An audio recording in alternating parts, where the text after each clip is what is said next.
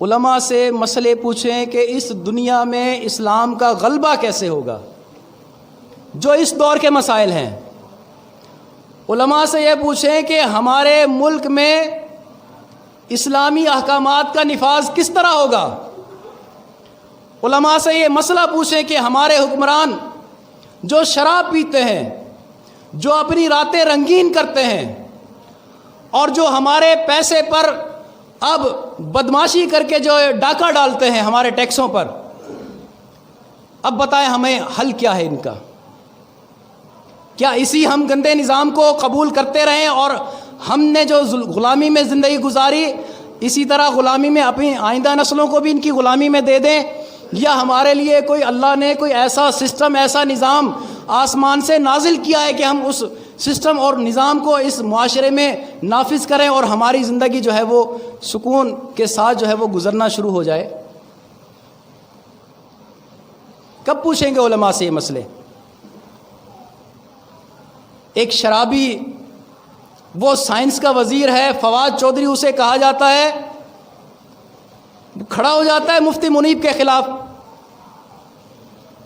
ٹھیک ہے، اختلاف رائے آپ کا حق ہے، لیکن آپ کو یہ حق کس نے دیا ہے کہ آپ اگر وزارت کی کرسی پر ہیں تو ایک عالم دین کی جو ہے وہ آپ تحقیر کریں، آپ اس کی تضحیق کریں اور آپ اسے جو ہے وہ نیچا دکھانے کی کوشش کریں؟ کسی بھی مسلک کا ہو، کسی بھی جو ہے وہ گروہ سے تعلق رکھتا ہو، عالم دین اس کی اہمیت ہوتی ہے، اس کا مقام ہوتا ہے۔ اگر آپ کے پاس آج حکومت ہے تو اس نشے میں آپ اتنا بدمست ہو گئے کہ اہل علم کا جو ہے آپ لحاظ نہیں کرتے، اور پھر اس کو اوپر لانے والے کون ہیں؟ یہی عوام میں ہیں یا آپ ہیں؟ ہم نے ہی ووٹ دے کر ان جیسے لوگوں کو جو ہے وہ اوپر کیا ہے۔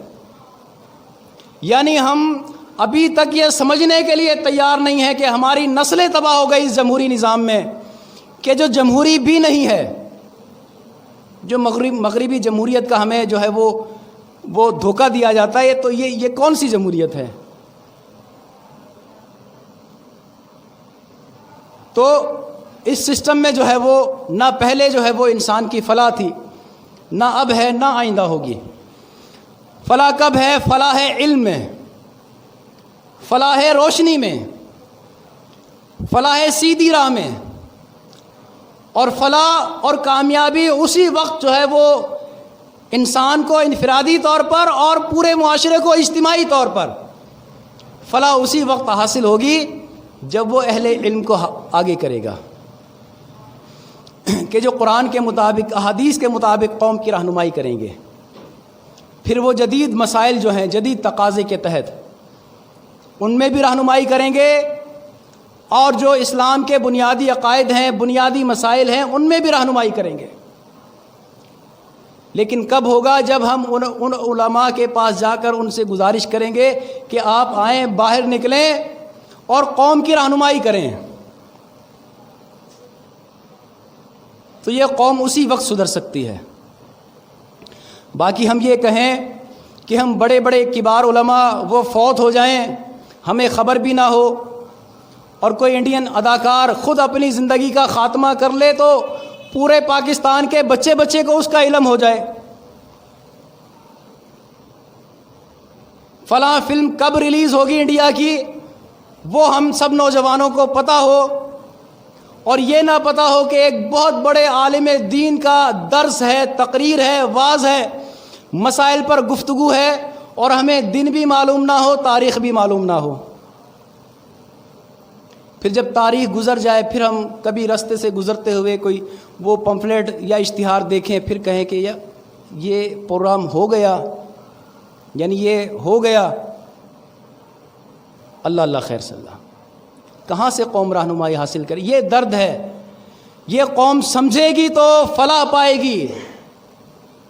یہ مت سمجھیں کہ جن کو ہم نے سال ہا سال سے گدیوں پر بٹھائے رکھا، تختوں پر بٹھائے رکھا، یہ آئیں گے، دوبارہ آئیں گے، ہمارا ہاتھ پکڑیں گے، ہمیں مسائل سے نکال کر ہمیں جو ہے وہ عزت، رفعت اور شان والی جو ہے وہ زندگی گزارنا سکھائیں گے۔ نہیں، یہ چاہتے ہیں ہم اسی طرح ذلیل رہیں، یہ چاہتے ہیں ہم اسی طرح ان پڑھ جاہل رہیں، یہ چاہتے ہیں ہم اسی طرح جو ہے وہ بنیادی مسائل کہ جو ایک ریاست کی ذمہ داری ہے حل کرنا، ہم انہی مسائل میں جو ہے وہ جکڑے رہیں اور ان وسائل کو یہ اپنی پاور کے طور پر استعمال کریں۔ یہ چاہتے ہیں کہ یہ ساری قوم اسی طرح جو ہے وہ ذلت اور مسکنت کی دلدل میں پھنسی رہے۔ کب نکلیں گے اس ذلت اور مسکنت سے؟ جب ہم اہل علم کو ترجیح دیں گے، جب ہم ملکی سطح پر بڑے کبار سنجیدہ علماء کو جو اپنے فن میں جو ہے وہ پائے ہیں، ستون ہیں، ان کو ہم اہمیت دیں گے، ہم ان کو اوپر لائیں گے، ہم ان سے رہنمائی حاصل کریں گے، اور عوامی سطح پر بھی اور ریاستی سطح پر بھی جو ریاستی پالیسیاں جو بنائی جاتی ہیں، جب وہ ریاستی پالیسیاں بنائی جائیں ان میں اہل علم کو لازمی ان کی سفارشات جو ہے وہ شامل کی جائیں۔ 70 سال سے 72 سال سے آج تک پاکستان کا مسئلہ یہ رہا ہے، ہمارے ریاستی اداروں کی جو پالیسیاں ہیں ان کو یہ بات سمجھ لینی چاہیے کہ ہم نے علماء کو، جو سنجیدہ فکر علماء ہیں، ہم نے ان کو اپنی ریاستی پالیسیوں میں شامل نہیں کیا، جس کا نتیجہ ہم نے آج 72 سال میں ہمارے سامنے یہی نتیجہ ہمارے سامنے نکلا ہے کہ ہماری جو ریاست ہے، ہمارا جو ملک ہے، آج بھی اسی طرح مسائل کا شکار ہے، آج بھی اسی طرح جو ہے وہ دلدل میں جو ہے وہ پھنسا ہوا ہے جس طرح 1947 میں پھنسا ہوا تھا۔ تو ریاستی اداروں کو بھی سوچنا چاہیے، پالیسی سازوں کو بھی سوچنا چاہیے کہ وہ جائیں علماء کے پاس، انہیں لے جائیں، ان کی سفارشات لیں، ان سے مسائل کا حل پوچھیں، جو سنجیدہ اہل علم ہیں، اور اپنی پالیسیوں میں سارا نہ صحیح کچھ نہ کچھ جو ہے وہ علم جو ہے وہ شامل کریں۔ یہ علم، یہ آسمانی وہی آسمانی روشنی آپ اپنی پالیسیوں میں شامل کریں گے، اللہ کی طرف سے مدد بھی آئے گی، اللہ کی طرف سے رہنمائی بھی آئے گی، اللہ کی طرف سے رفعتیں بھی آئیں گی۔ آخری بات عرض کر کے بات ختم کرتا ہوں۔ رسول وسلم کی حدیث مبارکہ ہے، آپ صلی اللہ علیہ وسلم نے فرمایا ان اللہ یرفع بہذا الکتاب اقواما ویضع بہ آخرین، بے شک اللہ تعالیٰ اس کتاب کے ذریعے، قرآن مجید کے ذریعے کئی اقوام کو بلندی عطا کر دیتا ہے۔ وہ اقوام جو قرآن کو تھامتی ہیں، جو قرآن کو رہنما بناتی ہیں، اور اللہ تعالیٰ کئی اقوام کو قرآن چھوڑنے کی وجہ سے پستیوں کی اور ذلتوں کی اور مسکنت کی دلدلوں میں جو ہے وہ گرا دیتا ہے۔ تو اس حدیث مبارکہ کی روشنی میں دیکھیں، ریاستی ادارے دیکھیں، پالیسی ساز جو ہے وہ سمجھیں کہ ہم نے اپنی پالیسیوں میں قرآن سے کتنی رہنمائی لی ہے اور ہم نے دنیاوی علوم سے کتنی رہنمائی لی ہے، کتنا % ہے قرآنی تعلیم کا، اور موجودہ مسائل کے حل کے لیے قرآن کا کتنا فیصدی ہم نے پالیسی میں شامل کیا ہے۔ تو جتنا آپ زور لگا لیں، جتنی کوششیں کر لیں، مسائل سے نہیں نکل سکتے جب تک آپ وحی الہی کو جو ہے وہ رہنما نہیں بنائیں گے۔ اللہ رب العزت سے دعا ہے کہ اللہ تعالی ہمیں حق بات سمجھنے، اس پر عمل کرنے کی توفیق عطا فرمائے۔ وما توفیقی الا باللہ۔